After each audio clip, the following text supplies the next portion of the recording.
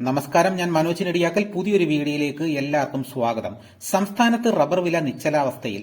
തോട്ടങ്ങളിൽ ടാപ്പിംഗും ഉൽപാദനവും കുറഞ്ഞിട്ടും വില കൂടാത്തത് കർഷകർക്ക് തിരിച്ചടിയാകുന്നു. മുൻ വർഷങ്ങളിൽ ഉൽപാദനം താഴുന്ന സമയത്ത് വില കയറുന്നതായിരുന്നു പതിവ്. എന്നാൽ ഇത്തവണ നേർ വിപരീതമായാണ് കാര്യങ്ങൾ. രാജ്യാന്തര വിലയുമായി 18 രൂപയോളം താഴെയാണ് ആഭ്യന്തര വില. സംസ്ഥാനത്ത് RSS 4 ഗ്രേഡിന് 190 രൂപ വരെയാണ് മാക്സിമം ലഭിക്കുന്നത്. ടയർ വിൽപ്പന കുറഞ്ഞതും തിരിച്ചടിയാകുന്നു. മൂന്നാം പാദത്തിൽ രാജ്യത്തെ പ്രമുഖ ടയർ കമ്പനികളുടെയെല്ലാം വിൽപ്പന കുറഞ്ഞിരുന്നു. രാജ്യത്ത് നിലനിൽക്കുന്ന മാന്ദ്യം സമാനമായ അവസ്ഥ ടയർ വിൽപ്പനയിലും പ്രതിഫലിക്കുന്നുണ്ട്.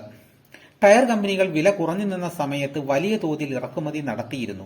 ആഭ്യന്തര വിപണിയിൽ നിന്നും ഈ സമയത്ത് ചരക്ക് പരമാവധി ശേഖരിച്ചിരുന്നു. ആവശ്യത്തിലധികം ചരക്ക് കൈവശമുള്ളതിനാൽ പല ടയർ കമ്പനികളും വിപണിയിൽ കാര്യമായ താൽപര്യം കാണിക്കുന്നില്ല. ഇതും പ്രാദേശിക വിപണിയിൽ ഉണർവുണ്ടാകാതിരിക്കാൻ കാരണമാണ്. തോട്ടങ്ങൾ സജീവമല്ല. വലിയ തോട്ടങ്ങളെല്ലാം തന്നെ ടാപ്പിംഗ് ഏറെക്കുറെ അവസാനിപ്പിച്ചിട്ടുണ്ട്. മഴക്കാലത്ത് റെയിൻ ഗാർഡ് ഘടിപ്പിച്ച് ടാപ്പിംഗ് നടത്താതിരുന്ന ഇടത്തരം തോട്ടങ്ങളിൽ മാത്രമാണ് ടാപ്പിംഗ് സജീവമായിട്ടുള്ളത്. കഴിഞ്ഞ വർഷം ഇതേ സമയത്തേക്കാൾ വില കൂടുതലുണ്ടെങ്കിലും ഉൽപാദനം പകുതിയായി ചുരുങ്ങിയത് കർഷകർക്ക് തിരിച്ചടിയായി. വില 250-ലെത്തിയപ്പോൾ തൊഴിലാളികളുടെ കൂലി ഉൾപ്പെടെ വർദ്ധിച്ചിരുന്നു. വില താഴ്ന്നെങ്കിലും കൂലി കുറഞ്ഞിട്ടില്ല. വരും ദിവസങ്ങളിൽ വിപണിയിൽ കാര്യമായ മാറ്റത്തിന് സാധ്യതയില്ലെന്നാണ് വ്യാപാരികൾ പറയുന്നത്. ഇതാണ് ഇന്നത്തെ വീഡിയോ.